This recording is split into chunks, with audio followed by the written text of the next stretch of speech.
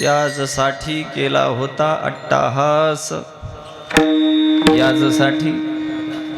याजसाठी केला होता अट्टाहास, शेवटचा दिस गोड व्हावा, आता निश्चिंतीने पावलो विसावा, कुंडलिया धावा तृष्णेचिया, कवतूक वाटे झाली या वेचाचे, नाममंगळाचे तेने गुणे, आता निश्चिंतीने पावलो विसावा, कुंडलिया धावा तृष्णेचिया. तुका म्हणे मुक्ती परिणिली नोवरी, आता दिवसचारी खेळी मेळी, आता निश्चिंतीने पावलो विसावा, खुंटलिया धावा तृष्णेचिया. पांडुरंगा करू प्रथमा नमन, करू प्रथमा नमन, पांडुरंगा करू प्रथमा नमन, चरणा संताचिया, चरणा संताचिया, कुशले चरणा संताचिया. जगबादाने कथे चावितार, जगबादाने कथे चावितार, जगबादाने कथे चावितार, जगबादाने कथे चावितार. बाबाजी सद्गुरु दास तुका, बाबाजी सद्गुरु दास तुका, बाबाजी सद्गुरु दास तुका. पांडुरंगा करू प्रथम नमन, दुसऱ्या चरणा संतांच्या, त्यांच्या कृपादाने कथेचा विस्तारू. बाबाजी सद्गुरु दास तुका.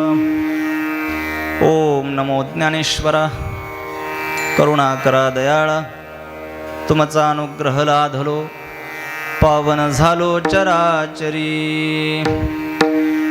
आता हृदय हे आपोले, चौफाळुनिया भले, वरी वैसव पाऊले, श्री गुरूंची जयांचे केले स्मरण. होय सकळ विद्यांचे अधिकरण, ते चिवंदू श्री गुरुचरण ते नमस्कारुणी. आता मस्तक हे पायावरी, मस्तक हे पायावरी, मस्तक हे पायावरी, मस्तक हे पायावरी. या वार करे संताच्या, वार करे संताच्या, या वार करे संताच्या, वार करे संताच्या, या वार करे संताच्या, या वार करे संताच्या. मस्तक हे पायावरी, वार करे संताच्या, या वार करे संताच्या, या वार करे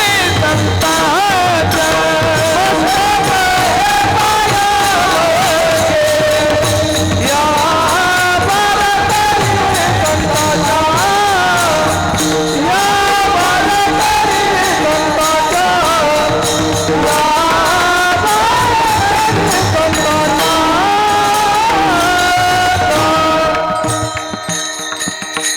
मस्तक हे पायावरी, वारकरी संतांच्या, याजसाठी केला होता अट्टाहास,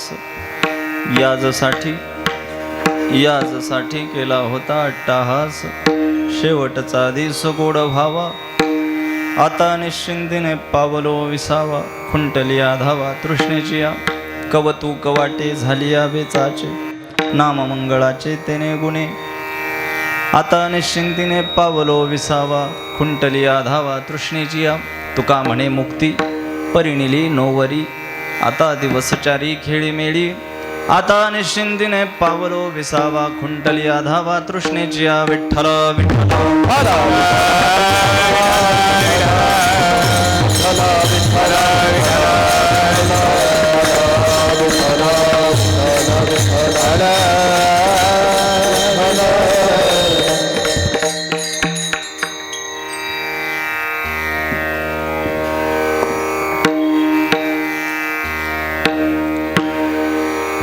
भगवत चिंतनासाठी निवडलेला अभंग,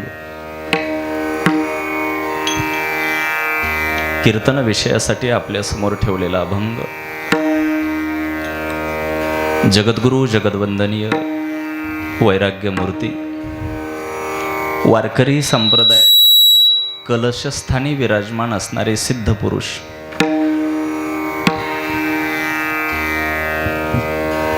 ज्यांचा अभंग गाथा पंचम वेद म्हणून मान्यता प्राप्त झाला, ज्यांच्या सिद्धांतांमुळे तुमच्या माझ्यासारख्या सामान्य जीवांच्या जगण्याला पाया मिळाला, वारकरी संप्रदायाचा इतिहास सांगत असताना संत बहिणाबाईंनी ज्यांचा तुका झाला से कळस असा गौरवोद्गार केला, किंबहुना या भारतवर्षामध्ये जन्माला आलेल्या प्रत्येक साधू पुरुषाच्या अंतःकरणामध्ये सुवर्ण अक्षरात कोरून ठेवलेलं एक नाव म्हणजे श्रीमंत संत जगद्गुरु तुकाराम महाराज. जगद्गुरु तुकोबरायांचा 4 चरणांचा प्राप्त परिस्थितीमध्ये आपल्या सगळ्यांना पारमार्थिक बोध करून देणारा, आपल्या जीवनाची दशा आणि दिशा निश्चित करण्यासाठी अत्यंत उपयुक्त ठरेल असा जगद्गुरु तुकोबरायांच्या जीवनातली स्थिती प्रकट करणारा आजचा अभंग आहे. याजसाठी केला होता, याजसाठी केला होता, याजसाठी केला होता. मला असं वाटत नाही की हा अभंग माहिती नाही किंवा ऐकला नाही असा माणूस महाराष्ट्रात असेल. असा माणूस नाही ज्याला हा अभंग माहिती नाही, आणि आजही ज्याला अभंग हा माहिती नसेल तर तो माणूस नाही. नित्य उपयोगातला, नित्य पाठातला, नित्य कानावर पडणारा हा जगद्गुरु तुकोबरायांचा अभंग आहे. जगद्गुरु तुकाराम महाराजांचे जवळपास 4000पेक्षा जास्त अभंग आज उपलब्ध आहेत. पण त्यातले काही अभंग असे आहेत की जे लोकव्यवहारामध्ये दैनंदिन जीवनामध्ये सर्रास वापरले जातात. लोका सांगे ब्रह्मज्ञान हे पाठ आहे तुम्हाला. काही अभंग असे आहेत की समाजातल्या ह्या प्रस्थापितांनी आपल्या सोयीप्रमाणे पाठ करून ठेवले. ते गाथा पाठ करायच्या फंद्यात पडले नाही. त्यांनी जेवढं गरजेचं आहे तेवढंच घेतलं. तसं लोकव्यवहारामध्ये दैनंदिन जीवनामध्ये एखादी अप्राप्य अशी गोष्ट प्राप्त करता आली, कठीणातली कठीण गोष्ट मिळवता आली, तर सहज आम्ही तुकोबरायांच्या उक्तीचा वापर करतो की याजसाठी केला होता. एखाद्या गोष्टीसाठी प्राणांती प्रयत्न केल्यानंतर ती गोष्ट प्राप्त झाल्यानंतर आपणही म्हणतो अहो याजसाठी केला होता. पण तुम्ही आम्ही ही ब्रिदावली कशासाठी वापरतो याला महत्त्व नाही. तुकोबरायांनी ही ब्रिदावली आज कशा संदर्भानं वापरली ते महत्त्वाचं आहे. तुमच्या माझ्या मताला किंमत नाही, संतांचं मत महत्त्वाचं आहे, परमेश्वराचं मत महत्त्वाचं आहे. आणि ज्या अभंगामध्ये जगद्गुरु तुकोबरायांनी आपल्या संपूर्ण आयुष्याचा अट्टहास कुठल्या गोष्टीसाठी होता त्या साफल्यपूर्तीचा, त्या यशप्राप्तीचा उद्धृत विचार ज्या अभंगामध्ये केलाय तो आजचा अभंग आहे. अभंगावर बोलण्यापूर्वी मला काहीसा परिचय, काहीसा परिहार देणं क्रमप्राप्त आहे. स्वराज्याची राजधानी असणारा आपला हा सातारा जिल्हा, सातारा जिल्ह्यातला सर्वांना हवाहवासा वाटणारा फलटण तालुका, आणि फलटण तालुक्यातील हे श्री क्षेत्र काळज लिंगाच्या पवित्र सानिध्याने क्षेत्र म्हणून ओळखलं जाणारं हे काळज. काळज गावामध्ये तुम्ही सगळी जाणकार सुज्ञ मंडळी दरवर्षी एक अखंड हरिनामाचा उत्सव या ठिकाणी साजरा करता आहात. मला प्राप्त माहितीनुसार आज अखंड हरिनाम सप्ताहाचं हे 31वं वर्ष, म्हणजे जवळपास 2 तप पूर्ण करून आता तुमचा प्रवास 3ऱ्या तपपूर्तीकडे चालू आहे. एखाद्या गावात अखंड हरिनाम सप्ताह सुरू होणं आणि त्याला 31 वर्ष होणं ही गोष्ट साधारण नाही. इवले से रोप लावी येले द्वारी, त्याचा वेलू गेला. 31 वर्षापूर्वी अखंड हरिनाम सप्ताची मुहूर्तमेढ रोवली गेली. हा, त्यातले काही आता असतील नसतील, पण ज्यांनी या उत्सवाचं बीजारोपण केलं आणि बघता बघता ही वेळ आज 31 वर्षाची झाली.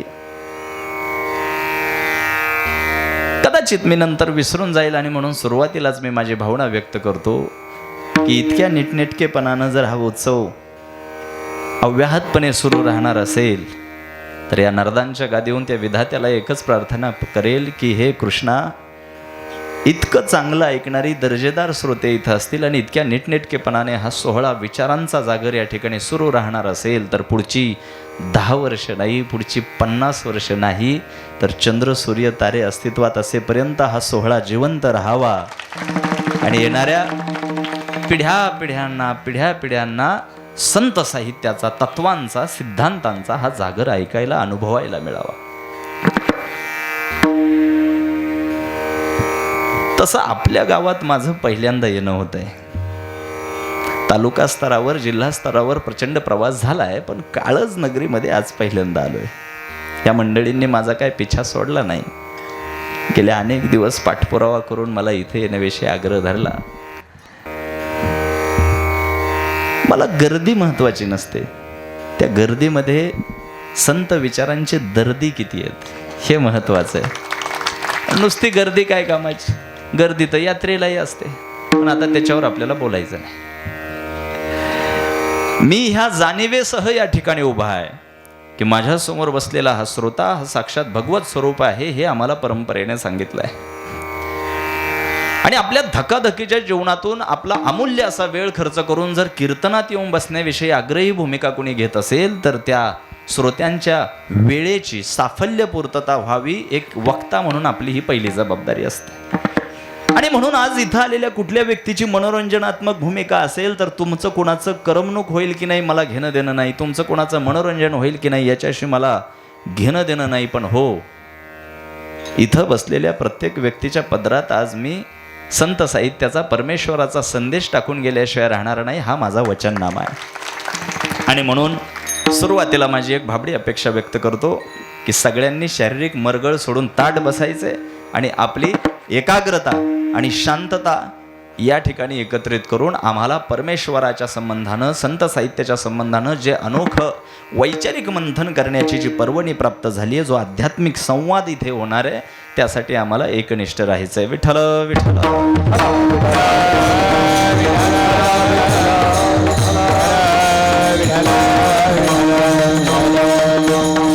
अभंग जगद्गुरु तुकाराम महाराजांचा याचसाठी केला होता अट्टहास, शेवटचा दिस गोड व्हावा.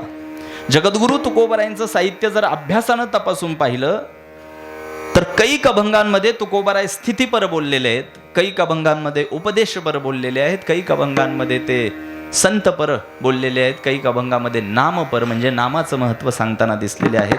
कृष्णाच्या संबंधानं तुकाराम महाराजांचे जे बाळ क्रीडेचे अभंग आहेत त्याच्यात कृष्णलीला तुकोबारायांनी सांगितलेले आहेत. वेगवेगळ्या प्रकरणातले तुकोबारायांची काव्यसंग्रह आपल्याला पाहायला मिळतात.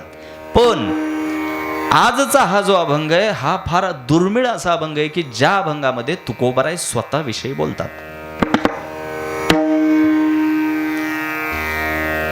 जे खरोखर संत असतात ते कधीही स्वतःविषयी बोलत. खऱ्या संतांची पहिली ओळख जे फक्त स्वतःबद्दल बोलत राहतात, स्वतःबद्दलच स्वतःच उर बडवत राहतात, स्वतःच सांगत राहतात, ते जंत आणि कायम जगदोद्धाराची आणि लोककल्याणाची भाषा बोलतात, ते संत. मग जगद्गुरु तुकाराम महाराज जे वारकरी संप्रदायाचा कळस म्हणून विराजमान झालेले आहेत, ज्यांनी वारकरी संप्रदायाला नवे नवे या भूतलावर जन्म घेतलेल्या प्रत्येक जीवाला ज्यांनी आचारसंहिता दिली, ते तुकाराम महाराज या अभंगात स्वतःविषयी कसे बोलू लागले हा प्रश्न पडतो. तुकोबारायांनी स्वतःच समाजाला घालून दिलेला मानदंड मोडला की काय? स्वतःबद्दल बोलू नये हा जर संस्कार संतांचा असेल तर या अभंगात तुकोबाराय स्वतःविषयी बोलतातच कसे, हा समीक्षेचा विषय. मग आम्हाला 16व्या शतकात जावं लागेल. इंद्रायणी नदीच्या तीरावर देहूमध्ये मोऱ्यांच्या घराण्यामध्ये जगद्गुरु तुकाराम महाराजांचा जन्म झाला. छत्रपती शिवाजी महाराज आणि तुकोबाराय यांचा काळ हा समकालीन. तुकोबारायांच्या घराण्याचे मूळ पुरुष विश्वंभर बाबा यांना आपल्या आमराईमध्ये शेतामध्ये विठ्ठल रुक्मिणीची मूर्ती सापडली आणि त्यांनी त्याची स्थापना केली, मंदिर बांधलं आणि त्याच्यानंतर 8 पिढ्यांनी तुकाराम महाराजांचा जन्म झाला. अभंगाचं प्रास्ताविक समजण्यासाठी, विषय प्रवेश अभंगाचा समजण्यासाठी तुकोबारायांच्या जीवनचरित्राचा प्राथमिक आपल्याला आढावा घ्यावा लागेल.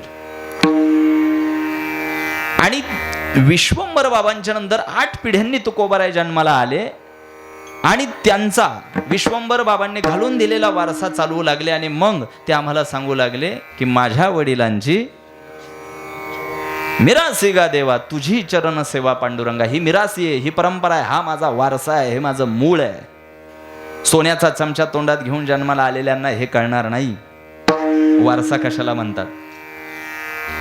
त्याला गुडघ्यापर्यंत चिखलामध्ये रुतलेल्या शेतात कामं करावी लागतात, त्याला वारसा समजेल. वारसा असा कोणालाही कळत नाही. आणि मग जगद्गुरु तुकोबारायांचं इंद्रायणीच्या नदीच्या काठावर असलेल्या देहूमध्ये जन्म झाला. दिवसामागून दिवस गेले, मातापित्यांच्या छत्रछायेमध्ये आयुष्य गेलं. पण हे सुख नियतीनं त्यांच्या आयुष्यात जास्त दिवस ठेवलं नाही. फार कमी वयामध्ये संसार गळ्यात पडला. वय वर्षे 12 असताना पहिलं लग्न झालं, वय वर्षे 13 असताना दुसरं लग्न झालं. पहिली पत्नी आजारानं ग्रस्त असल्या कारणानं संसार वाढीसाठी दुसरं लग्न केलं, हे सांगणं गरजेचं आहे. नाही तर इथं बसलेला एखादा धाडस करायचा.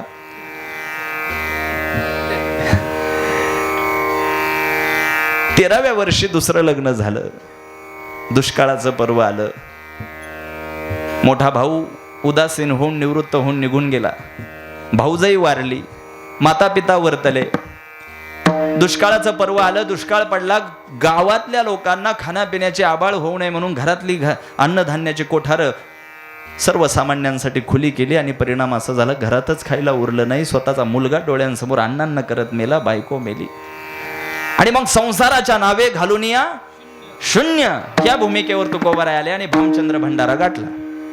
आता भामचंद्र भंडाऱ्यावर गेल्यानंतर ते राजकारणाच्या गप्पा मारत बसले नाही. भंडाऱ्यावर गेले कशाला?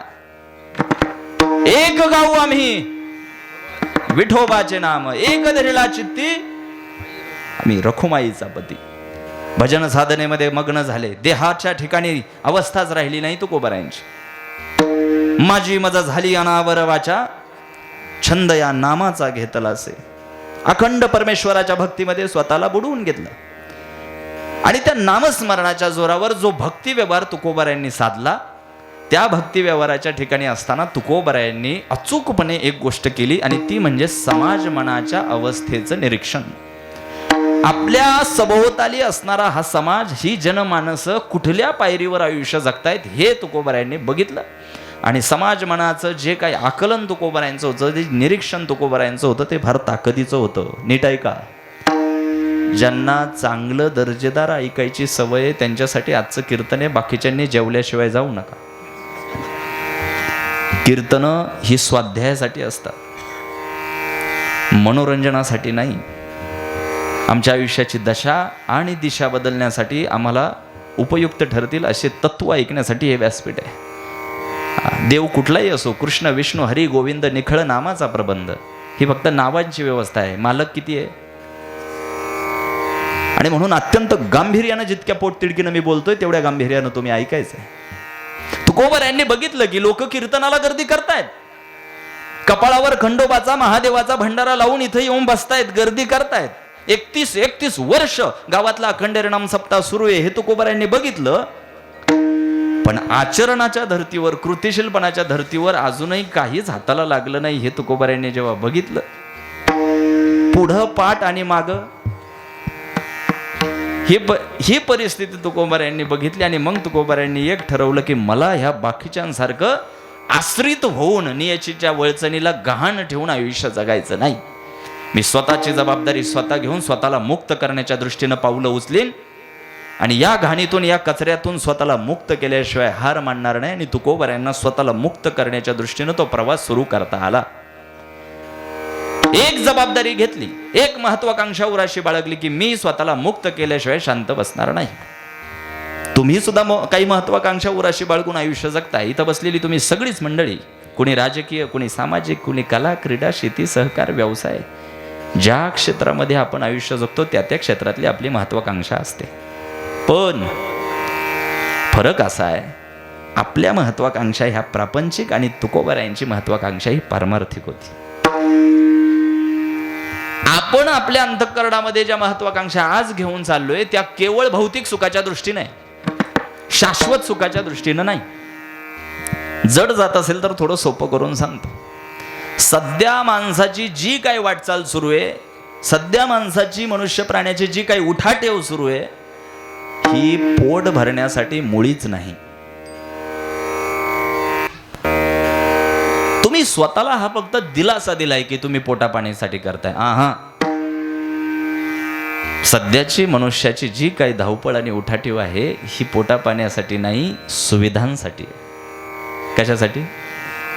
पोटाला काहीच लागत नाही, ईदभर पोटाची खळगी आहे, आरामात पोट भरेल, जास्त काही करण्याची आवश्यकता नाही. हातावर हात ठेवून आयुष्य जगण्यासाठी मी तुम्हाला सांगत नाहीये, पण जितके कष्ट तुम्ही सध्या घेताय, जितक्या भानगडी सध्या माणूस करतोय, ह्या पोट भरण्यासाठी मुळीच नाही. ही स्पर्धा कशाची? सुविधांची. कोणाच्या अंगावर कपडा चांगला, स्पर्धा कशाची? सुविधांची. कोणाच्या खिशात मोबाईल चांगल्या किमतीचा आहे, कोणाच्या बुडाखाली गाडी किती किमतीची आहे, ही स्पर्धा कशाची आहे? सुविधांची आहे. आज वाडेकर महाराजांच्या कीर्तनाला येताना गावातल्या एका महिलेनं आपली आवडीची ठेवणीतली महागातली साडी घालायला काढली असेल. एकामेकीकडे बघू नका, मी अंदाज लावलाय. एखाद्या बाईनं आपली आवडीची साडी आजच काढली. काय कारण? अहो, ही स्पर्धा आहे सुविधांची. आणि जगद्गुरु तुकोबारायांनी हे समाज मनाचं निरीक्षण केलं आणि ताकदीची समीक्षा केल्यानंतर तुकोबारायांच्या लक्षात आलं, अरे बाबा, ही गर्दी कीर्तनाला फक्त 2 तासापुरती होतीये, पण कीर्तनात ऐकलेली तत्व सिद्धांत आचरणाच्या धर्तीवर, कृतिशीलपणाच्या धर्तीवर कुठंच पाहायला मिळत नाहीये. ही मागे मागे बसलेली जेवढी माणसं आहेत, इथून मागे आणि इथून मागे, बाकीच्यांनी गप्प बसायचं, इथून मागे आणि इथून मागे. पटकन मला उत्तर द्या, काल रात्री जे कोणते महाराज होते त्यांनी कुठला अभंग घेतला होता कीर्तनाला? बरं थांबा, मी जास्त अवघड विचारलं बहुतेक. काल रात्री जेवायला काय होतं?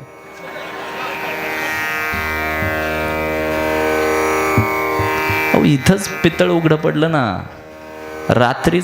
काल रात्रीचा अभंग लक्षात राहत नाही, जेवलो काय ते लक्षात राहतंय. हा आपला परमार्थ, ही आपली भक्ती. स्वतःला किती दिवस फसवणार आहात तुम्ही? किती दिवस खोटा दिलासा देणार आहात की व्यवस्थित चाललंय? ही विद्युत रोषणाई, हा झगमगाट, हे स्वतःला दिलासा देण्यासाठी यांनी परमेश्वर कधीही प्रसन्न होणार नाही. कीर्तनात ऐकलेला तत्व आणि सिद्धांत जोपर्यंत कृतीत उतरवत नाही ना, तोपर्यंत परमेश्वर तुमच्या जीवनामध्ये उतरवणार नाही. तो प्रवास आजपासून सुरू करायचा आहे आम्हाला. आणि कृतिशीलपणाच्या धर्तीवर जगद्गुरु तुकोबारायांनी जे आम्हाला व्यक्तिमत्व विकासाच्या दृष्टीनं प्रयत्न करणाऱ्या आमच्या पिढीला नेहमी प्रेरणास्थान वाटतील असे जगद्गुरु तुकोबाराय, त्यांच्या लक्षात आलं की मला इतरांसारखं कोणाचं तरी आश्रित म्हणून आयुष्य जगायचं नाही, मी इतरांपेक्षा वेगळं आयुष्य जगेल. आणि एक महत्वाकांक्षा अंतःकरणामध्ये तुकोबारायांनी बाळगली की मी स्वतःला मुक्त करेल. त्या महत्वाकांक्षेला आयुष्यभर खतपाणी घातलं, जोपासलं, आयुष्यभर यत्न केला. आणि ज्या दिवशी तुकाराम महाराजांच्या लक्षात आलं की ज्या मुक्तीसाठी आयुष्यभर यत्न केला, आज ती मुक्ती आपली वाट पाहत उभी आहे, आपल्या यत्नामध्ये, आपल्या प्रयत्नामध्ये, आपल्या पराकाष्ठेचं साफल्य प्राप्त झालंय, हे लक्षात आल्यानंतर तुकोबाराय म्हणतात, याजसाठी केला होता, याजसाठी. 2 पार्श्वभूमी अभंगाच्या आज तुमच्या समोर मांडतोय. माझ्याकडे वेळ कमी असला तरी आपल्याला आजच्या विषयाला न्याय द्यायचा आहे. 2 पार्श्वभूमी. पहिली पार्श्वभूमी अशी की तुकोबारायांना आजच्या अभंगात काय सांगायचंय, ही पहिली पार्श्वभूमी. आणि दुसरी पार्श्वभूमी की आजचा अभंग आपल्याला स्वतःच्या आयुष्याशी कसा जोडायचा आहे. लक्षात येतंय? पहिली पार्श्वभूमी मी तुमच्या समोर आता विशद केली की तुकोबारायांना ज्या गोष्टीसाठी अट्टहास करावा लागला, ती गोष्ट प्राप्त झाल्यानंतर त्यांनी स्वतःचा जो काही साफल्यपूर्तीचा विचार आहे तो उद्धृत केला की याजसाठी केला होता.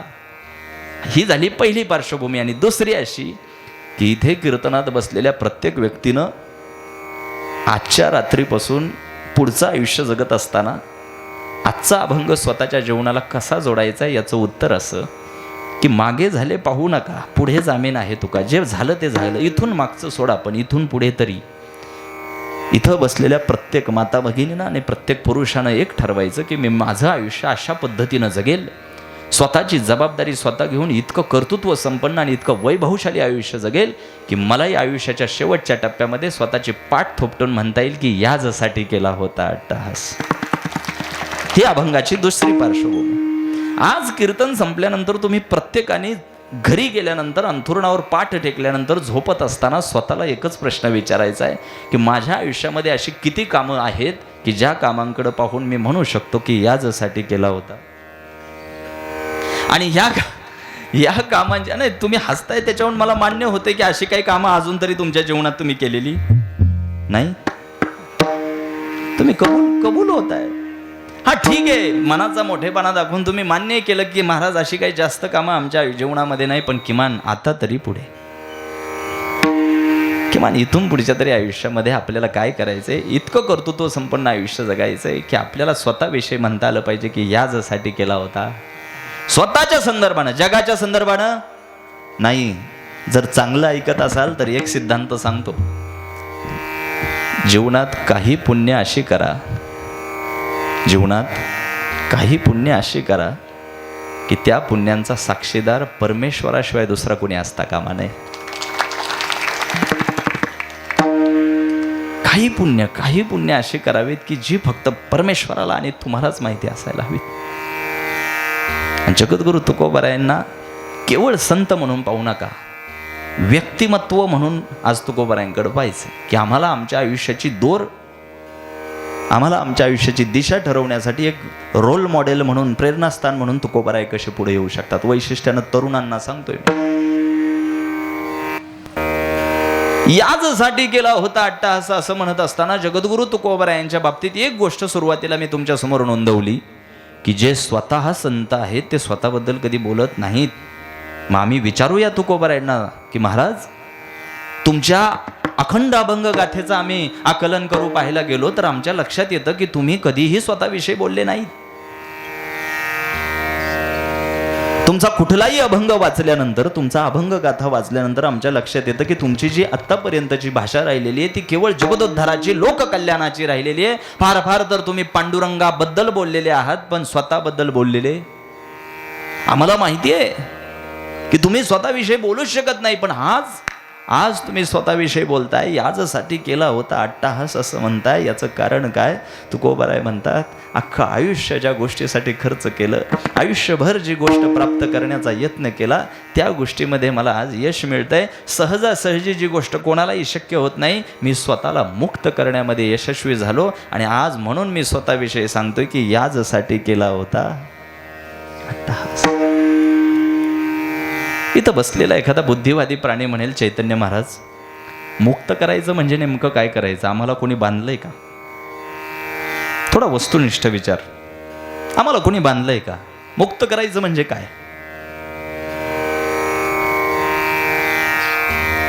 आमच्या जीवनावर एक विकारांची जी नकारात्मकता पसरलेली आहे, त्या विकारांपासून आम्हाला स्वतःला मुक्त करायचंय. जे षड विकार आहेत, भगवान श्रीकृष्णापासून ते आत्तापर्यंतच्या आपल्या परंपरेमध्ये जेवढे षडविकार सांगितले, काम, क्रोध, मद, मत्सर, लोभ, अहंकार, या षडविकारांपासून जोपर्यंत तुम्ही स्वतःला मुक्त करत नाही तोपर्यंत तुम्हाला आयुष्याची साफल्यपूर्ती होणार नाही. माझ्या लहानपणीची एक माझी आठवण सांगतो, जुळतीये म्हणून सांगतो की मुक्त करणं किती गरजेचं आहे. महिला वर्ग, मी एक 4-5 वर्षाचा असेल, 25 वर्षापूर्वीची गोष्ट. शाळेतून दुपारचा घरी आलो. वडिलांना म्हटलं मला तुमच्यासोबत शेतात यायचंय. वडील म्हणले चल. तेव्हा शेती होती, आता MIDCत आमचं गेलं असेल. वडिलांसोबत शेतात गेलो आणि माऊली वडिलांचं ते गवताची वळई रचायचं काम चाललं होतं. तुम्ही काय म्हणता त्याला? गंज. ते गवताची गंज रचण्याचं काम चालू होतं. आणि मी वडिलांना खुश करायच्या नादात, मदत करायच्या नादात ते कडब्याच्या बांधून ठेवलेल्या पेंड्या उचलायच्या आणि फेकायच्या वडिलांकडे, उचलायच्या फेकायच्या वडिलांकडे सुरू केलं मी. तेवढ्यात त्या जोशात घाई गडबडीत झालं काय, ते कडब्याची एक बारीक रिकाम्या जागा भरा ना. आता एकतर काय, थोडंसं जिल्ह्याची बाँड्री का होईना आपली आहे, थोडा शब्दांचा फरक पडतोच. मला जो शब्द माहिती आहे तो शिळक माहिती आहे. तुम्ही काय म्हणले आता? सडी. हां, आता तिकडे मराठवाड्यात गेलं की तिकडे धसकट म्हणतात. हां, तुम्ही ह्या मतदारसंघातले नाही वाटत. धसकट म्हणतात, धसोडी म्हणतात, जे काय असेल ते. चला पुढे जाऊया आपण. तर ती जी सडी आहे ती डोळ्यांना दिसत नाही, अशी बारीक असते आणि ती माझ्या नखाच्या आणि बोटाच्या अशी मध्ये घुसली. ती सलायला लागली. माझं खाण्यातही लक्ष लागेना, माझं गाण्यातही लक्ष लागेना, जगणं हराम झालं माझं. मला प्रश्न पडला असं का होतंय. घरी गेलो, माझ्या आवडीची मेथीची भाजी आईने बनवली होती, ती सुद्धा गोड लागेना. का? तीच लोक, तेच घर, तेच आयुष्य, तरी सुद्धा माझं मन कशात लागेना. का? गावात सप्ताह सुरू होता, एक भला मोठा दाढीवाला बाबा आला, प्रवचन देत होता, त्याच्यातही लक्ष लागेना. का?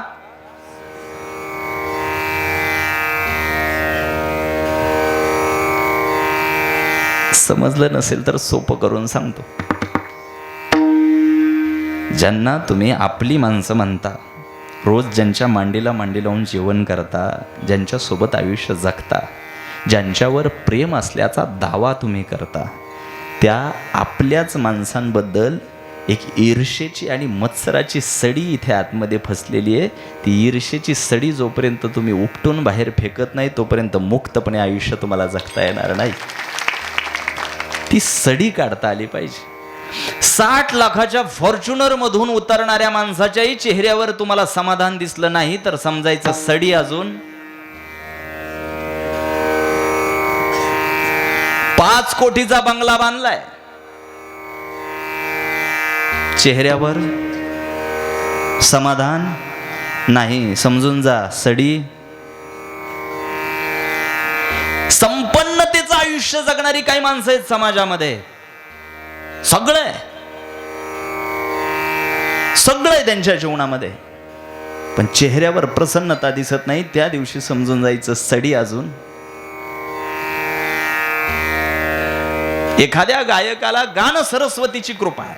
त्याची आलापी ऐकल्यानंतर एखाद्या गान रसिकाला वाटावं की यांनी आळवलेला स्वर पुन्हा पुन्हा पुन्हा पुन्हा ऐकावा.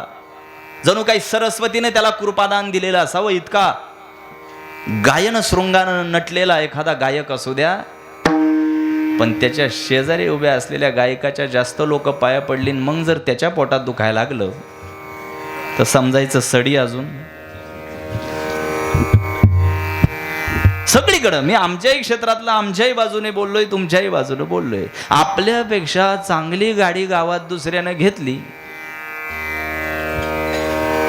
आणि आपल्याला जर पोटात गुडगुड गुडगुड व्हायला लागलं तर समजायचं सडी अजून.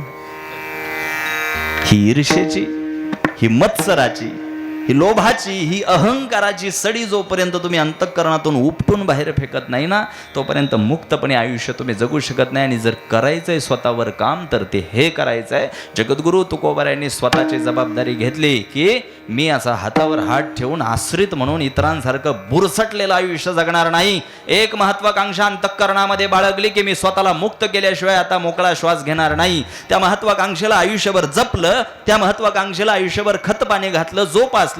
आणि ज्या दिवशी जगद्गुरु तुकोबारायांच्या लक्षात आलं की ज्या मुक्तीसाठी आयुष्यभर यत्न केला ती मुक्ती आता नव्या नवरीसारखी नटून माझीच वाट पाहतीये, त्या दिवशी आपल्या जीवनातला सर्वात मोठा साफल्यपूर्तीचा उच्चार जगद्गुरु तुकोबारायांनी आजच्या अभंगाच्या प्रथम चरणामध्ये आमच्या समोर उद्धृत केला. यासाठी केला, यासाठी केला, यासाठी केला होता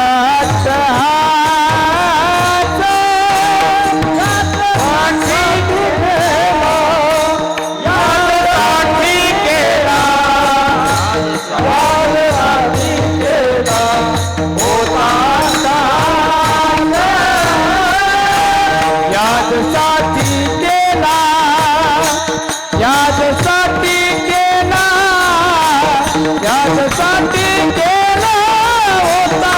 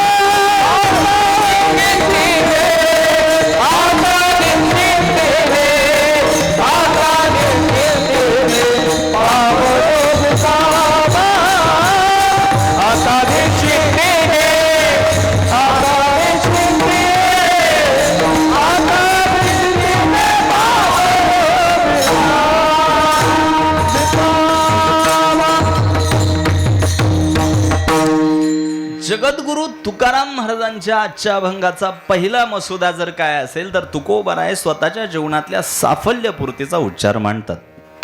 यासाठी केला होता अट्टहास. ही गोष्ट सुद्धा अट्टहासानं सांगण्याचं कारण काय?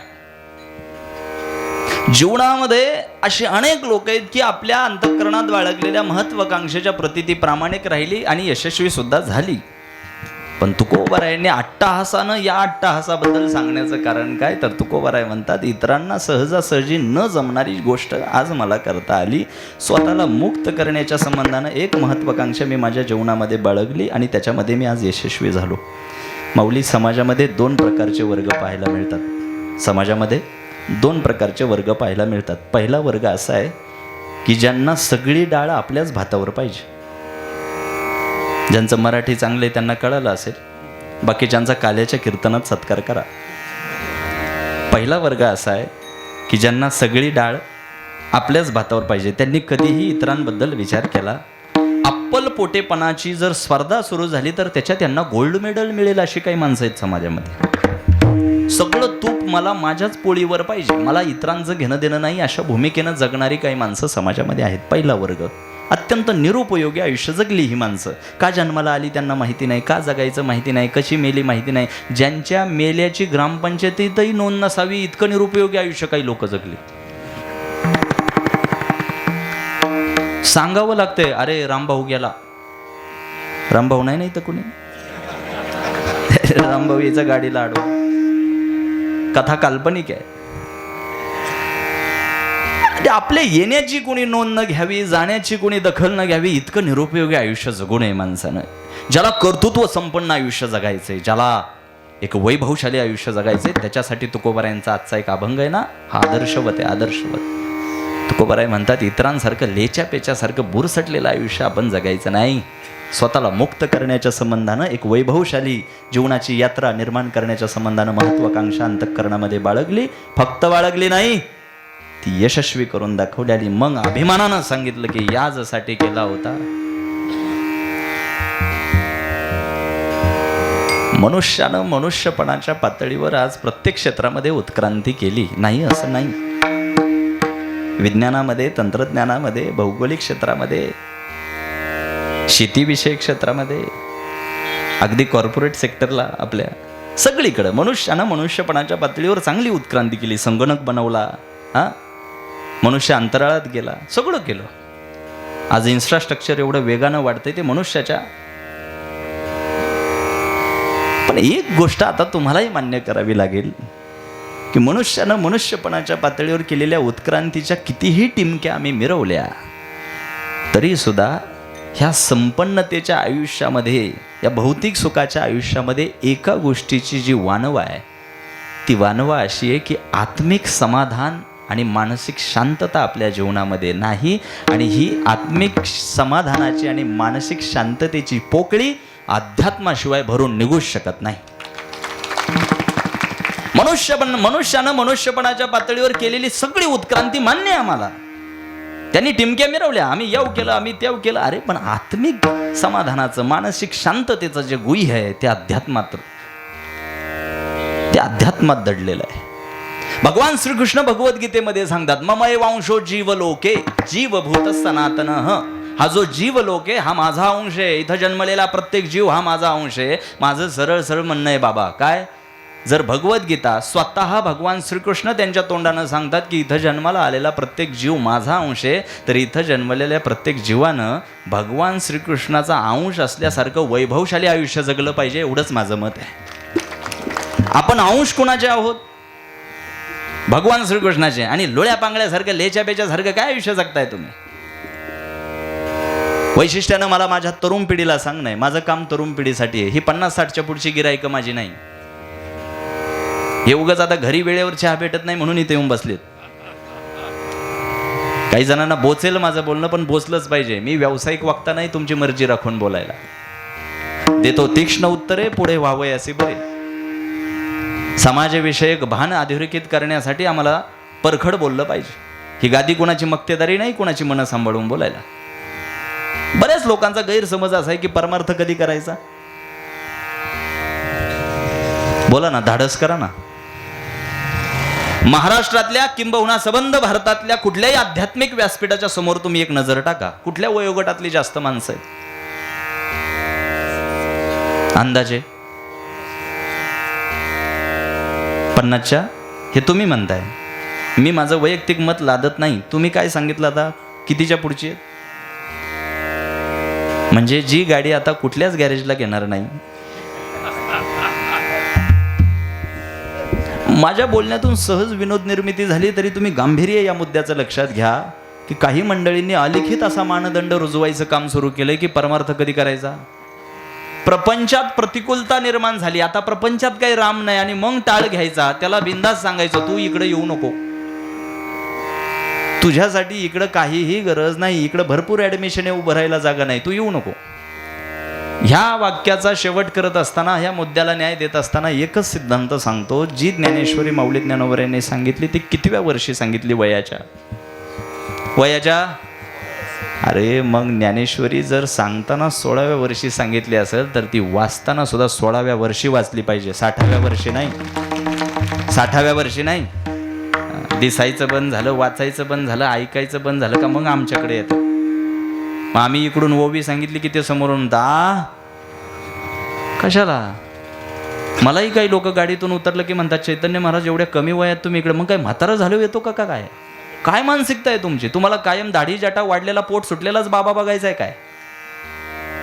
ज्यांनी ज्ञानेश्वरी सांगितली या भागवत धर्माचा पाया रचला ते माऊली ज्ञानोबा यांचं ज्ञानेश्वरी सांगतानाचं वय होतं वय वर्ष 16.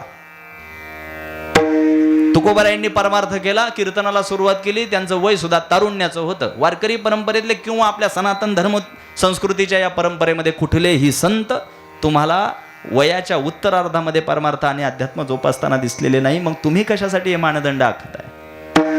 आणि हा सगळा घोळ झाला कुठं? मनुष्याने एकच धारणा ठेवली, काय? जोपर्यंत प्रपंचामध्ये मजा आहे तोपर्यंत इकडे यायचं नाही. हाडाची काडं करायची, रक्ताचं पाणी करायचं नाही, ते उद्योग करून बंगला बांधायचा आणि त्याच बंगल्यातून पोरांनी आपल्याला हाकलून दिलं की मग पंढरपूरला येऊन म्हणायचं उठा पांडुरंगा आता कशाला मरायला. आणि ह्या असल्याचं ऐकून पांडुरंग उठेल काय? मी फार वस्तुनिष्ठ बोलतोय, मला वयोमानाने टिप्पणी करायची नाहीये. ज्याने तारुण्यापासून आतापर्यंत परमार्थ केला आणि आता तो वृद्ध आहे त्याला साष्टांग प्रणिपात आहे. पण केवळ आता म्हातारपणात घरी वेळेवर चहा भेटत नाही, जो कीर्तनाला येतो तू मागं बसायचं, तू पुढे येऊन तुझं नाव आम्ही घ्यावं याची फाजील अपेक्षा करायची नाही. का? तू प्रपंचात राम नाही म्हणून इकडे आलाय, तू राखीव कोट्यातला आहे, तुला प्रायमरी सीट मिळणार नाही. हे कीर्तन मंडपामध्ये येऊन बसण्यासाठी भाग्य असावं लागतं. बऱ्या वाईटातला फरक कळायला सुद्धा आयुष्य गेलंय काही लोकांचं. आणि परमेश्वराची कृपा म्हणजे काय हे जर तुम्हाला आयुष्यात कधी कोणाला सांगायचं असेल किंवा स्वतःला सांगायचं असेल ना, तर एकच सांगायचं, चांगलं काय आणि वाईट काय याचा निवाडा ज्या दिवसापासून करता आला त्या दिवशी परमेश्वराची कृपा झाली. आयुष्य गेलं काही लोकांचं आयुष्य, तरी त्यांना बऱ्या वाईटातला फरक अजून कळत नाहीये. आमच्या आयुष्यासाठी घातक काय, आमच्या आयुष्यासाठी उजवं काय नाही कळत अजूनही काही लोकांना. आणि जगद्गुरु तुकोबाराय आजच्या अभंगामध्ये या गोष्टीचं समाधान व्यक्त करतात की मला योग्य वेळी स्वतःच्या जीवनाचं मूल्यांकन करता आलं आणि मी ठरवलं की मला असं आश्रित होऊन देवाच्या भरोशावर नियतीच्या वळचणीला पडून आयुष्य जगायचं नाही. एक महत्वाकांक्षा मी अंतःकरणामध्ये बाळगली, स्वतःला मुक्त करण्याच्या दृष्टीनं कृष्णाचा रामाचा तो विचार मी माझ्या अंतःकरणामध्ये रुजवला, कृतीत उतरवला आणि आज ज्या मुक्तीसाठी आयुष्यभर यत्न केला होता ती मुक्ती आज खऱ्या अर्थानं माझी वाट पाहतीये. आणि या दिवशी मला जे साफल्य प्राप्त झालंय ते मी सांगतोय की याजसाठी केला होता, याजसाठी. मनुष्यानं जीवन असं जगावं. अखंड नाम सप्ताह यासाठी असतात की आपल्या आयुष्यामध्ये एक दिवस आम्हाला असा स्वतःच्या जीवनात आणता यावा की ज्या दिवशी स्वतःची पाठ थोपटून म्हणता येईल की याजसाठी केला होता. अहो, चुकीचं आयुष्य जगणारी, नकारात्मक आयुष्य जगणारी माणसं जर स्वतःच्या आयुष्याचा अभिमान बाळगत असतील तर कपाळावर कृष्णाच्या रामाच्या नावानं आम्ही तिलक लावणारी लोक आपण किती अभिमानानं आयुष्य जगलं पाहिजे विचार करा. किती अभिमानानं आयुष्य जगलं पाहिजे. समाजात काही चुकीची कामं करणारी माणसं आहेत ती एवढी उजळ माथ्यानं फिरतात. दारू पिऊन गटारात लोळणाऱ्याला जर गावात उद्या सरपंच करत असतील, मला इथलं माहिती नाही मला इथलं माहिती नाही, मी सर्वसमावेशक बोलतोय, मी काही भांडणं लावायला आलो नाही. एक नेत्रकाडा इथले चांगले आहेत बिचारे, भेटले मला मगाशी. एक सर्वसमावेशक जर नजर समाजावर टाकली तर समाजानं नाकारलेली लोक सुद्धा जर उजळ माथ्यानं फिरताना दिसत असतील तर गाळ्यामध्ये टाळ घेणाऱ्या, भगवद्गीता वाचणाऱ्या, कृष्णाचा विचार घेऊन जगणाऱ्या, रामाचा आचार घेऊन जगणाऱ्या माणसानं किती उजळ माथ्यानं फिरलं पाहिजे, किती अभिनिवेशानं वागलं पाहिजे. तोच अभिनिवेश तुकोबारायांनी आजच्या अभंगात दाखवलाय. याजसाठी केला होता अट्टास, जी गोष्ट इतरांना करता आली नाही ती मी करून दाखवली. आणि म्हणून मायबाप आजच्या कीर्तनातून तुम्हाला एवढंच सांगायला आलोय, स्वतःचं आयुष्य एवढ्या रचनात्मक दृष्ट्या इथून पुढे जगा, इतकं कर्तृत्व संपन्न आयुष्य जगा की स्वतःच्या आयुष्यामध्ये स्वतःची पाठ थोपटून म्हणता आलं पाहिजे की याजसाठी केला होता अट्टाहास, म्हणता आलं पाहिजे आपल्याला. काही काही लोक इतकं नकारात्मक आयुष्य जगतात तरी सुद्धा जाताना त्या चुकीच्या कामांचा अभिमान घेऊन जातात. आपण तर चांगली कामं करतोय. एक जुना दृष्टांत, एक काल्पनिक आहे पण जुळतोय म्हणून पटकन सांगतो एका मिनिटात. एक अख्ख्या गावाला त्रास देणारा माणूस होता. काही काही असतात अशी, काही काही अशा असतात ज्यांच्या जाण्याची अख्खं गाव वाट पाहत असतं पण ती जात नाही.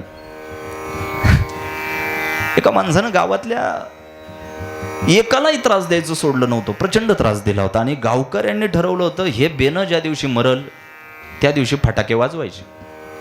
एवढा त्रास दिला होता. कर्मधर्म संयोगानं त्याला एका दुर्धर आजारानं ग्रासलं. त्याची शेवटची वेळ आली आणि शेवटच्या घटका मोजत तो बाजेवर पडला होता. गावकरी आनंदानं त्याच्या घरापाशी गोळा झाले महाराज. आणि गावकऱ्यांनी इकडं फटाक्याच्या माळा बिळा तयार ठेवल्या. म्हणले बेनं मेलं रे, बेलं इकडं फटाके वाजवायचे. त्रासच तेवढा दिला होता. आणि मग त्यांनी बघितलं इकडे तिकडे नजर फिरवली आणि त्याने बघितलं की आपल्या जाण्यामुळं गावकरी लईच खुश झालेत. आणि मग त्यांनी ठरवलं जाता जाता एक शेवटचा कार्यक्रम. ते गावातलं कार्यकारी मंडळ तिथं उभं होतं, पुढारी पिढारी उभे होते. त्यांनी खुणवलं, म्हणलं इकडे या. ते म्हणले काय? ते म्हणले मला तुमच्याशी बोलायचंय. बोला.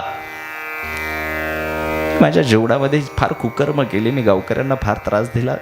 गावात मंदिराचं काम सुरू झालं तर मी तिथं अडचण निर्माण केली. शाळा बांधायचं ठरलं, मी तिथं भांडणं लावली. गावात एकच भजनी मंडळ होतं, मी चार केली. मला इथलं माहित नाही, तुम्ही का तुमच्या अंगावर घेताय? तो सांगतोय की मला माझ्या आयुष्यात केलेल्या कुकर्मांचा आज काय होतोय, पश्चाताप होतोय. मी नाही ते उद्योग केले. मी टाळाच्या दोऱ्या बैलांना व्यसन म्हणून वापरल्या. भली मोठी यादी त्यांनी सांगितली. आणि तो म्हणला आज माझी शेवटची वेळ आली. गावकऱ्यांनो, माझी शेवटची इच्छा अशी आहे की मला केलेल्या कुकर्माचं प्रायश्चित्त घ्यायचं आणि त्याची शिक्षा मला तुम्ही द्यायची. गावकरी म्हणले तू फक्त बोल. त्रासच तेवढा दिला होता. हा म्हणला माझी एकच शेवटची इच्छा आहे की आता काही क्षणात माझा जीव जाईल. आणि माझा जीव गेल्यानंतर तुम्ही गावकऱ्यांनी मला 4 खांद्यावर नेऊन नाही जाळायचं. मला शिक्षा म्हणून तुम्ही काय करायचं, माझं जे मढ आहे, माझं जे प्रेत आहे ते 2 घोड्यांच्या पायाला बांधायचं आणि गावाच्या विषयून फरफटत नेऊन स्मशानात न्यायचं, मग जाळायचं. गावकरी खुश झाले, आनंदी झाले. लगेच बाहेर गेले, घोड्यांची तजबीज करायला लागले. आणि जसे गावकरी बाहेर गेले यांनी लगेच पोलीस स्टेशनला फोन केला.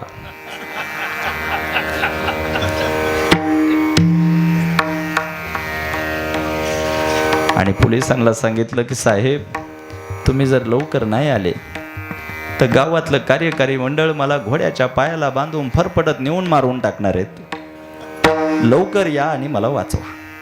सवयीप्रमाणे पोलीस उशिरा आले.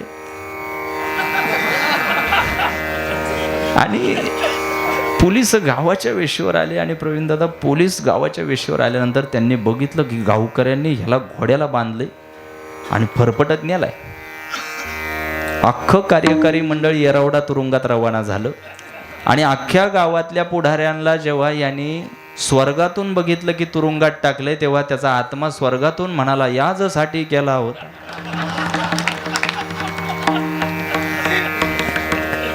सिद्धांत एवढाच आहे, मी कुठल्याही वचनांची वल्गना आपल्याला या ठिकाणी होऊन दिलेली चालणार नाही. सिद्धांत असा आहे, समाजाला त्रास देऊन आयुष्य जगणारी, नकारात्मक आयुष्य जगणारी माणसं जर मरताना स्वतःच्या आयुष्याचा अभिमान बाळगत असतील तर विचार करा, आपण गाथा ज्ञानेश्वरी वाचणारी माणसं, आपण कपाळावर हा परमेश्वराचा तिलक घेऊन मिरवणारी माणसं, आपण किती अभिमानानं आयुष्य जगलं पाहिजे. अभिमानानं आयुष्य जगलं पाहिजे. आणि तो कर्तृत्वाभिमान जगद्गुरु तुकोबारायांनी सांगितलं. जातीय अभिमान नाही, वर्णाभिमान नाही, प्रांताभिमान नाही, कर्तृत्वाभिमान तुकोबारायांनी गिरवला की याजसाठी केला होता अट्टाहास. जे भल्या भल्यांना जमलं नाही स्वतःला मुक्त करण्याच्या संबंधानं मी स्वतःची जबाबदारी घेतली आणि स्वतःला मुक्त केलं. आणि जगद्गुरु तुकोबाराम महाराजांना आपण पुन्हा विचारूया की तुकाराम महाराज याचसाठी केला होता अट्टाहास असं तुम्ही म्हणताय, पण स्वतःला मुक्त केल्यानंतर नेमका तुम्हाला फायदा काय झाला? तो फायदा तुकाराम महाराजांनी आजच्या अभंगाच्या द्वितीय चरणामध्ये आमच्या समोर स्पष्ट केला.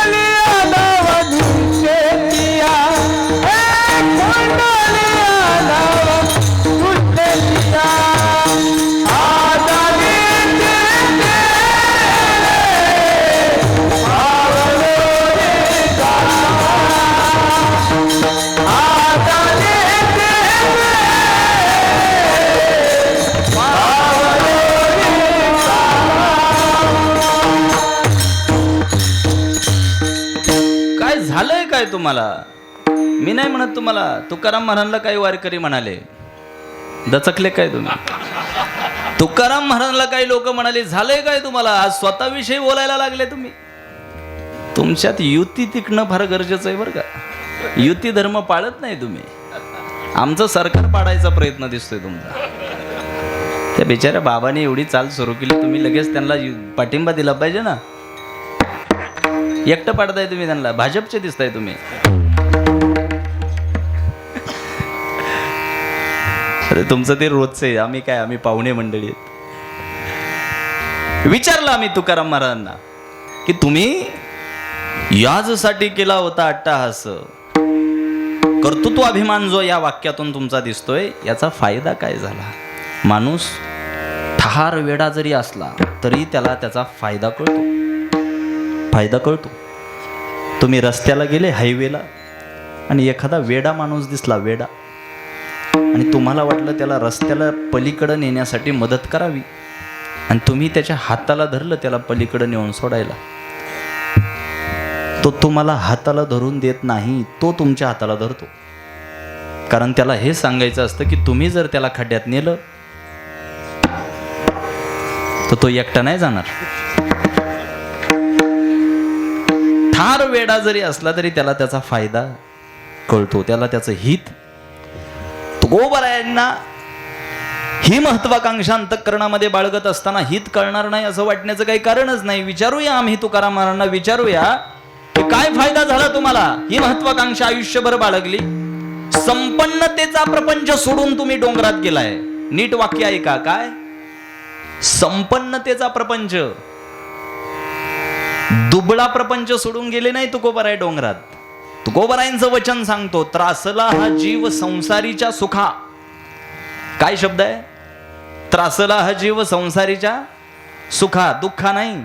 ही सगळी मंडळी दुःखाला कंटाळून कीर्तनाला आलेली आहेत. तुकोबाराय डोंगरात दुःखाला कंटाळून गेले, सुखाला कंटाळून गेलेले, दुःखाला नाही.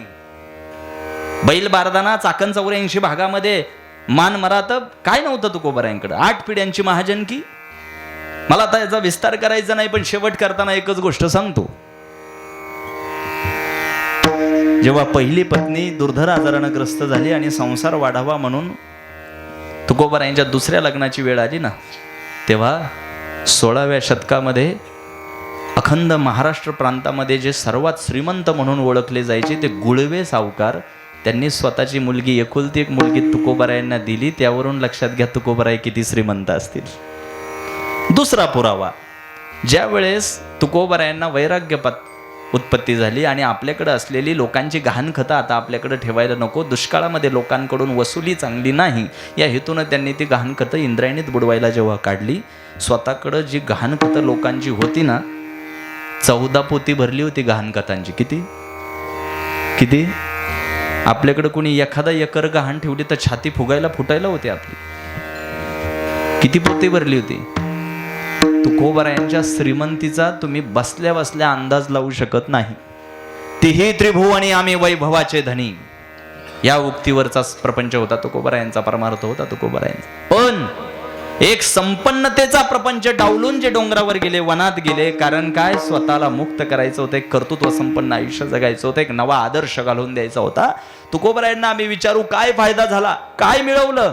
दुसऱ्या चरणात तुकोबारायांनी सांगितलं की आता निश्चिंतीने पावलो विसावा. नीट ऐका, माझ्याकडे वेळ कमी आहे, पण मी आज प्रत्येक शब्दाला न्याय देण्याचा प्रयत्न करणार आहे. ही तुम्ही सगळी ज्येष्ठ मंडळी आणि माझ्या डाव्या बाजूचा महिला वर्ग, 31 वर्ष झालं तुमच्या गावामध्ये अखंड हरिनाम सप्ताह चालू आहे. गणिती भाषेनं अभंग समजून घ्यायचा. आता निश्चिंतीने पावलो विसावा या ओळीचा पहिला शब्द काय, आता. काय, आता निश्चिंतीने पावलो विसावा या ओळीचा पहिला शब्द काय, आता.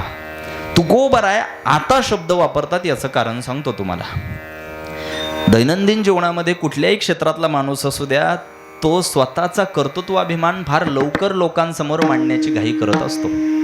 काय, मी माझ्या जीवनामध्ये काय काय चांगलं केलं हे सांगण्याचा अट्टाहास बऱ्याच लोकांच्या ठिकाणी दिसतो. जगद्गुरु तुकोबारायांनी या अभंगाच्या दुसऱ्या चरणामध्ये जो आता शब्द वापरलाय तो अशा संदर्भानं वापरलाय की मी स्वतःला मुक्त करण्याच्या दृष्टीनं जो यथोचित आवश्यक जो प्रवास होता तो प्रवास पूर्ण केला, आणि तो प्रवास पूर्ण केल्यानंतर मला असं वाटतंय की आता निश्चिंतीने पावलो विसावा. आता गेल्याच वर्षी काकड आरतीला यायला लागलाय आणि ह्या वर्षी त्याच्या पत्रिकेमध्ये नावाच्या अलीकडं हबप लिहिलंय. एवढी घाई कशासाठी? स्वतःला प्रमाणित करण्याची, स्वतःला सर्टिफिकेशन देण्याची ही घाई कशासाठी? कुठल्याही क्षेत्रामध्ये, कुठल्याही उद्योग व्यवसाय, कुठल्याही क्षेत्रामध्ये स्वतःला प्रमाणित करण्याची घाई कधी करायची नाही. हा व्यक्तिमत्व विकासाच्या दृष्टीनं पहिला सिद्धांत संतांनी आम्हाला दिलाय. गेल्याच वर्षीला वारीला जायला लागला ना, आता त्याला वाटतं की माझं गावकऱ्यांनी हबप म्हणून नाव लिहावं. कशासाठी? जरा तू 2-4 वर्ष टिकतोय का नाही ते पाहू दे ना आम्हाला. स्वतःला प्रमाणित करण्याची घाई तुकोबारायांनी केलेली नाही. अहो, जगद्गुरु होण्याची पात्रता ठेवणारे तुकोबाराय सुद्धा एका विशिष्ट टप्प्यानंतर म्हणतात आता निश्चिंतीने पावलो विसावा. घाई केली. अलीकडच्या काळामध्ये आमच्यातलेच काही अपवादात्मक कीर्तनकार स्वतःच्या नावापुढे विद्यावाचस्पती, कीर्तन केसरी हे जर बिंदास लावत असतील तर तुकाराम महाराजांनी स्वतःच्या नावापुढं स्वतःच्या हातांनी जगद्गुरु लिहिलं असतं तर त्यांना कोण काय म्हटलं असतं. पण नाही, आवश्यक तो प्रवास पूर्ण करूनच ते म्हणालेत की आता निश्चिंतीने पावलं विसावा. आता पुढचा शब्द निश्चिंतीने. निश्चिंतीने तुकोबारायांच्या मनामध्ये आता कुठल्याही प्रकारचा संदेह नाही. मी केलेले जे कष्ट आहेत ते योग्यच होते. मला माझ्या कष्टांवर, मी केलेल्या प्रयत्नांवर विश्वास आहे आणि मी सांगतो की आता निश्चिंतीने पावलो विसावा. निश्चिंतीने, माझ्या मनात आता कुठला संदेह नाही, शंका नाही. निश्चिंतीने पावलो विसावा. आपल्या परंपरेचं वैशिष्ट्य काय आहे श्रोतेजन हो, तुम्हाला मी सांगतो. आपल्या परंपरेचं वैशिष्ट्य आहे की या सनातन धर्म संस्कृतीचा पुरस्कार करणाऱ्या या संतांचं वैशिष्ट्य काय, रामकृष्णापासून ते आत्ता आमच्या निळोबारायांपर्यंत सगळ्यांचं वैशिष्ट्य काय, यांनी फक्त बोलघेवडेपणा केला नाही. आधी केले, आचरून दाखवलं, वर्तन करून दाखवलं. नाथषष्ठीच्या संबंधानं दरवर्षी आपला सप्ताह सुरू होतो, बरोबर आहे ना? बरोबर आहे का? या आमच्या नाथबाबांक 13व्या शतकामध्ये या पैठणला शांतीब्रह्म एकनाथ महाराजांकडं कीर्तन संपलं आणि एक महिला आपल्या लहान बाळाला घेऊन नाथ महाराजांकडे आली. म्हटली, बाबा एवढ्या लहान वयात हा फार गुळ खातो, याचा गुळ सोडवा बरं, काहीतरी करा, काहीतरी करा, याचा गुळ सोडवा. नाथ बाबा म्हटले, ताई तुम्ही एक काम करा, तुम्ही उद्या या. ती उद्या आली. नाथबाबा दुसऱ्या दिवशी म्हणले, ताई तुम्ही एक काम करा, तुम्ही उद्या या. तिसऱ्या दिवशी आले. नाथबाबा म्हणले, नाही तुम्ही एक काम करा, तुम्ही उद्या या. 15 दिवस गेले. 15 दिवसानंतर आता कंटाळून ती बाई म्हणली, बाबा अहो आता तरी काहीतरी उपाय करा, आता तरी त्याचा गुळ सोडवा, काहीतरी उपाय करा. नाथबाबांनी त्याला जवळ घेतला आणि त्या पोराच्या खांद्यावर हात ठेवून त्याला सांगितलं, बाळा गुळ खाणं चांगली गोष्ट नाही, तू गुळ खाऊ नकोस. आता ती बाई म्हणली, एवढंच एक वाक्य सांगायचं होतं, 15 दिवस कायला फेऱ्या मारायला लावल्या, म्हणजे ते तहसीलदारावाने झालं ना. यावून द्या, यावून द्या. ती बाई म्हणली, महाराज अहो आम्हाला वाटलं एखादा मंत्र मारसाल, अंगारा भुंगारा द्यासाल. सुदैवानं आपल्या परंपरेमध्ये ते नाही. काय कारण तुम्ही 15 दिवस मला वाट बघायला लावली? नाथबाबांनी दिलेलं उत्तर ह्या परंपरेचा अभिमान अधोरेखित करणार आहे. काय परंपरा आमची? नाथबाबांनी सांगितलं, ताई पहिल्या दिवशी ज्या दिवशी तुम्ही त्याला माझ्याकडे घेऊन आले ना आणि गुळ बंद करण्यासाठी उपाय मागितला ना, त्या दिवशी मी स्वतः गुळ खात होतो. त्या दिवशीपर्यंत मी स्वतःच गुळ खात होतो. मागच्या 15 दिवसात मी माझा गुळ बंद केलाय आणि आता मी नैतिकदृष्ट्या अधिकारवाणीनं त्याला सांगतोय की गुळ खाणं चांगली गोष्ट. अनुभवाने अंगा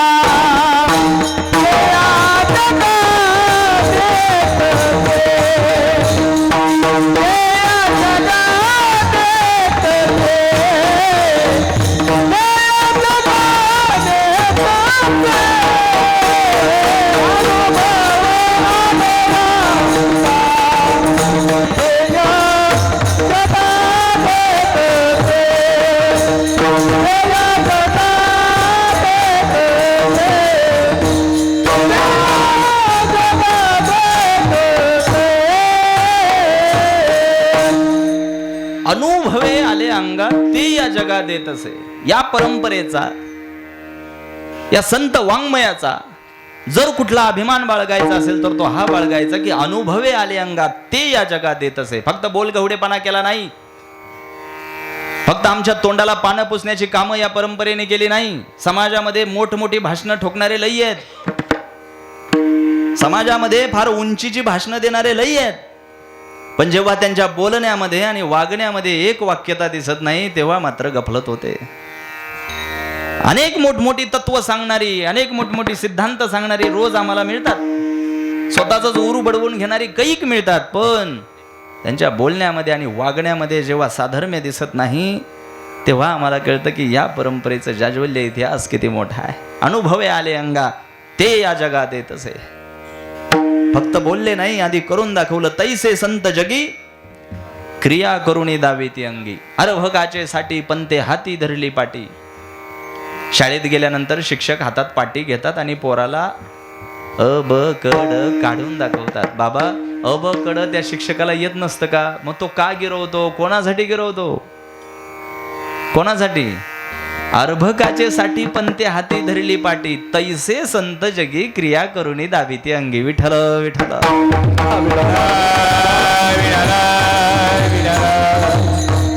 जगद्गुरु तुकाराम महाराजांच्या ज्या अभंगावर आज आपण विचार करतोय त्या अभंगामध्ये तुकाराम महाराजांनी स्वतःच्या जीवनातल्या साफल्यपूर्तीचा उच्चार सांगितला की याचसाठी केला होता अट्टाहास. माझ्या जीवनामध्ये स्वतःला मुक्त करण्याविषयी मी महत्वाकांक्षा अंतःकरणामध्ये बाळगली आणि त्या महत्वाकांक्षेमध्ये मी आज यश प्राप्त केलं आणि मग म्हणालो याचसाठी केला होता अट्टाहास. कशासाठी? शेवटचा दिस गोड व्हावा. माणसाचा शेवट बदनामीचा नको, शेवट गोड असायला हवा. आयुष्याच्या शेवटाबद्दल बोललेले नाहीयेत हा तुकोबर आहे, गफलत करू नका.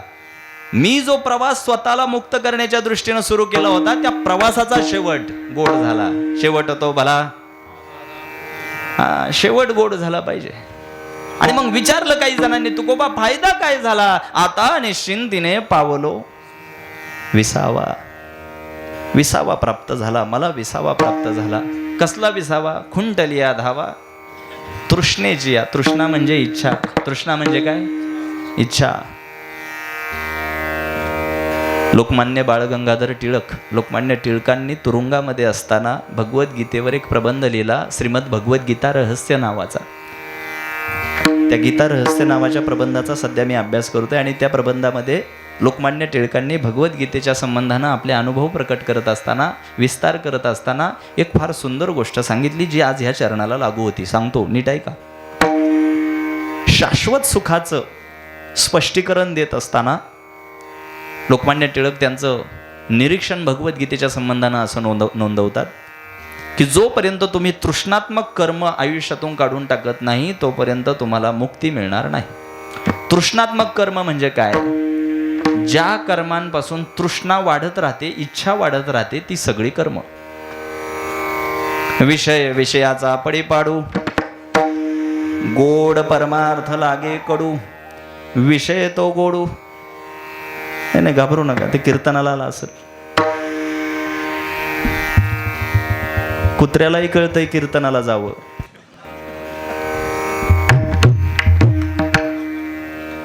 आता हे आवाज आला म्हणून, नाहीतर मी ठरवलंय आज जेवढं सौम्य बोलता येईल तेवढं बोलायचं. नाही तर एवढी मवाळ भाषा नसते. तुकोबारायांच्या मातीतला जन्म आहे माझा.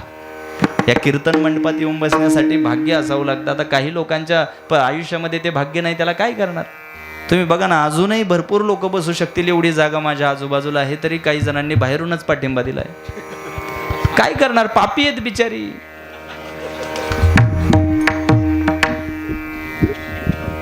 उद्या गावातल्या एखाद्या माणसाला तुम्ही विचारायचं, काल चैतन्य महाराजांचं कीर्तन होतं, तुला माहिती आहे गावात सप्ताह चालू आहे, काहीतरी संत साहित्याचा अध्यात्मातले तत्व ऐकायला मिळतील, तू कीर्तनाला का नाही आला? तो म्हणेल मला टाईम नव्हता. टाईम नव्हता असं नाही, तू त्या लायकीचा नाहीस.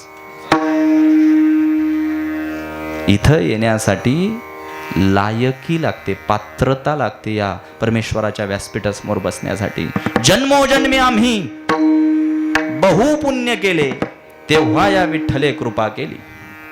भाग्य असावं लागतं. आणि पुन्हा मी माझ्या त्या मूळ समीक्षेवर तुमचं लक्ष आकृष्ट करतो की तुकोबाराय म्हणतात, खुंटलिया धावा तृष्णेची, या तृष्णात्मक कर्म आम्हाला आमच्या जीवनातून काढून टाकावे लागतील. स्वतःला मुक्त करावं लागेल. जिथून भूक वाढेल ती सगळी गोष्टी आम्हाला जीवनातून काढाव्या लागतील. माऊली ज्ञानोबारायांनी ज्ञानेश्वरीमध्ये स्थितप्रज्ञाची लक्षणं सांगत असताना पद्मपत्राचं उदाहरण दिलेलं आहे. पद्मपत्र म्हणजे काय? कमळाचं पान. विज्ञान असं आहे, कमळाचं पान तुम्ही 24 तास पाण्यामध्ये बुडवून ठेवा तरी सुद्धा भिजत. प्रयोग करून बघा तुम्ही, विज्ञान आहे, सायन्स. कमळाचं पान तुम्ही दिवसभर 24 तास 12 महिने पाण्यात ठेवा, मुळात ते असतंच कुठं, तरी सुद्धा ते भिजत. माऊली म्हणतात, असोनी संसारी जीव हे वेगोगरी. हा, संसारात आहे, असू द्या ना, पण कुणासारखं राहायचं? त्या कमळाच्या पानासारखं राहायचं, भिजायचं. कुठल्याही गोष्टीचा परिणाम आमच्यावरच होता कामा नये. कुठलीही गोष्ट तुम्हाला विचलित करता कामा नये. आणि जगद्गुरु तुकोबारायांनी इतकं स्थिर स्वतःला केलं, स्वतःवर इतकं काम केलं की आता ते म्हणतात, खुंटलिया धावा तृष्णेची. काही वारकऱ्यांनी पाहिलं असावं की तुकोबा, आज तुम्ही स्वतःविषयी फार कौतुकानं बोलताय. 9 वाजले तरी तुम्ही म्हणताय याजसाठी केला होता. आज काय तरी वेगळं घडलेलं आहे की तुम्ही स्वतःविषयी फार कौतुकानं बोलताय. तुकोबा म्हणतात, अरे कौतुकानं बोलतोय याचं कारण मला आज मी मिळवलेल्या गोष्टीचं कौतुक वाटतंय. अभंगाच्या 3य चरणामध्ये कौतुक वाटे झाली या वेता, कौतुक वाटे झाली या वेता, कौतुक वाटे झाली या वेता, कौतुक वाटे झाली या वेता. राम मंगला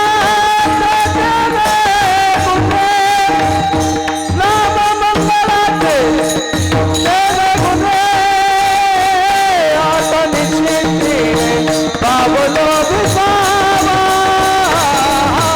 आता निश्चित पावलो विसावा. राम मंगलाचे तेने गुणे, राम मंगलाचे तेने गुणे, आता निश्चित पावलो विसावा, पावलो विसावा. काय झालंय काय तुम्हाला? मी नाही म्हणत तुम्हाला, तुकाराम महाराजांना काही वारकऱ्यांनी विचारलं असावं की आज एवढ्या कौतुकानं तुम्ही बोलताय, 9 वाजून गेले, आम्हाला आरतीला जायचंय तिकडं, तरी तुम्ही म्हणताय याजसाठी केला होता.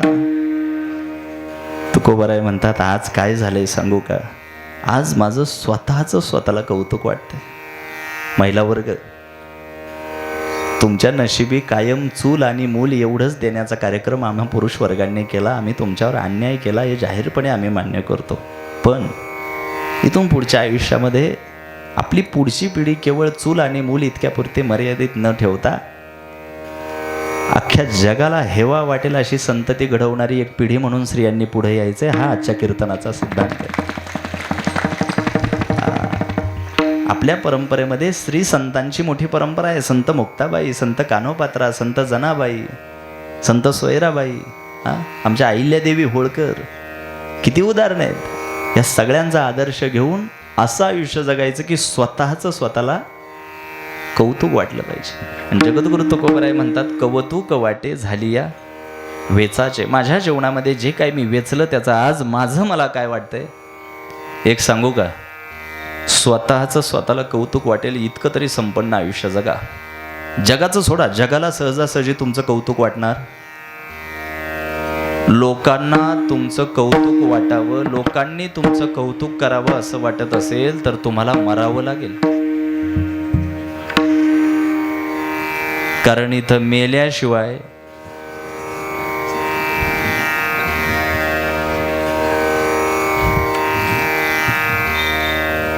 जगद्गुरु तुकोबारायांचं समाजमनाचं जे निरीक्षण होतं ते फार तगडं होतं. इतरांकडून कौतुकाची अपेक्षा करतील असं वाटण्याचं काही कारणच नाही.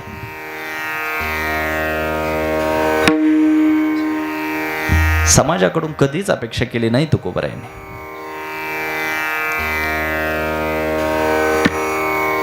काही महिन्यांपूर्वी, काही दिवसांपूर्वी देहूला तुकोबारायांचा वैकुंठ गमन सोहळा पार पडला, बीजोत्सव पार पडला.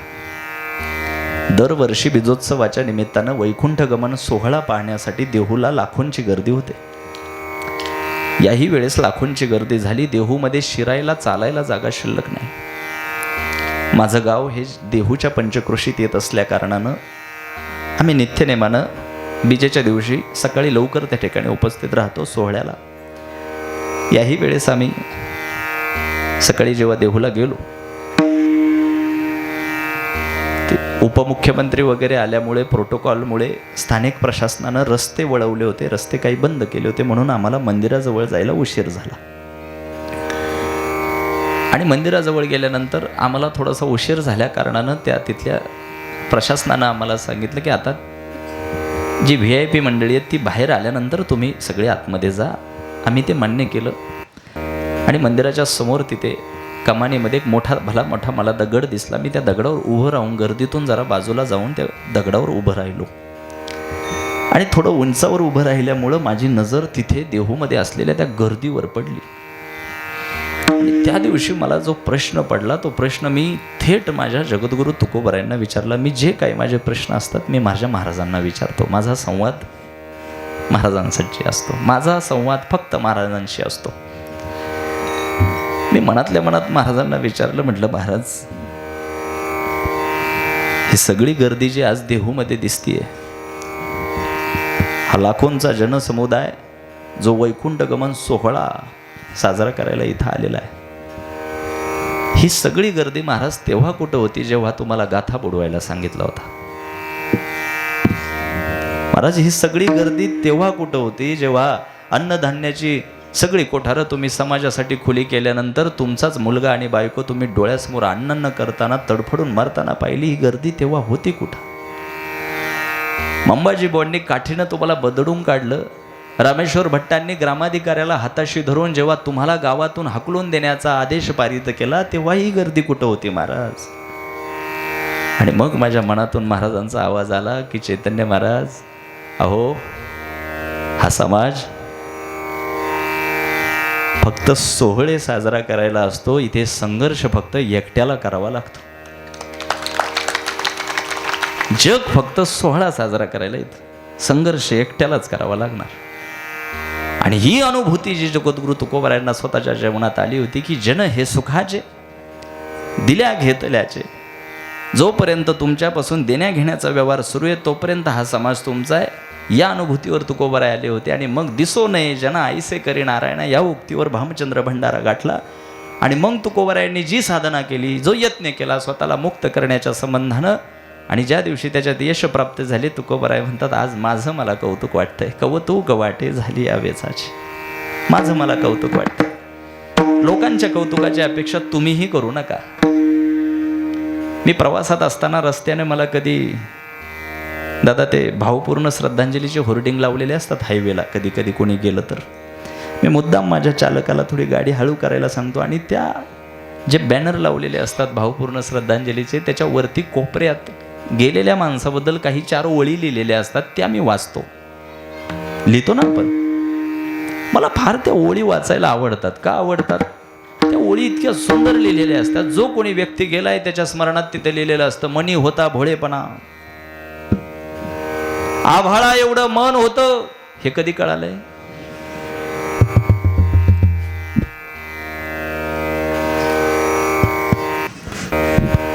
अखंड कुटुंबावर तुम्ही मातृत्वाची छाया धरली. तुमच्या संस्कारांनी, तुमच्या आठवणींचा हा अमोल ठेवा आम्ही कधीही विसरणार नाही. Blah blah blah blah. मला प्रश्न पडतो, गेल्यानंतर ज्या 4 ओळी लिहिल्यात त्यातल्या 2 जरी ओळी जिवंत असताना त्याच्या कानात बोलून दाखवल्या तर त्याची जगण्याची उमेद वाढणार नाही का सांगा? पण काय या मातीला श्राप लागलाय की इथं मेल्याशिवाय कौतुकच होत नाही. गेल्या काही दिवसापूर्वीचं उदाहरण आहे. 3ऱ्या दिवशी शपथविधी झालाय. Only 3 days. आणि तरी तुम्ही म्हणताय मी गेल्यावर घरच्यांचं कसं होईल? तुम्ही जाणं गरजेचं आहे.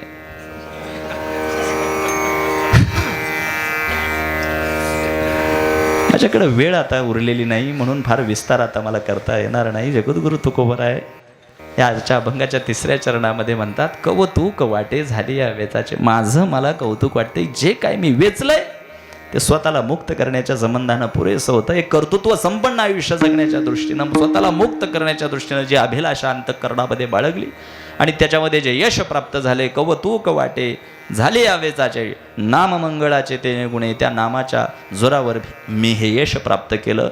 उर्वरित शेवटच्या चरणावर प्रकाश टाकण्या अगोदर मला तुमच्या सर्वांकडून एकदा पांडुरंगाचं भजन करून घ्यायचंय. ताट बसा, सगळ्यांनी ताट बसा.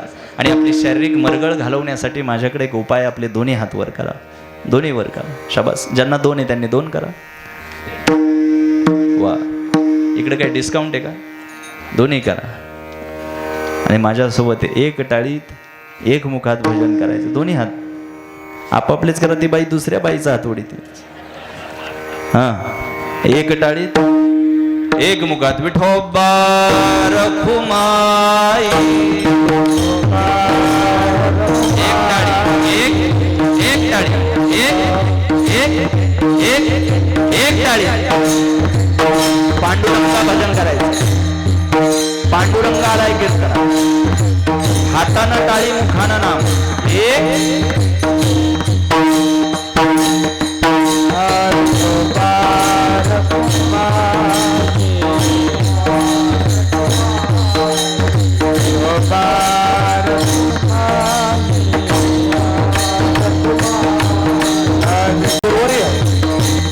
बाळूमामा महाराज शिंगाडे या ठिकाणी आपल्या सप्ताहाला त्यांचे पाय लागल्याबरोबर म्हणतात. आपल्या सप्ताह कमिटीच्या वतीने, ग्रामस्थांच्या वतीने या ठिकाणी सन्मान होत आहे.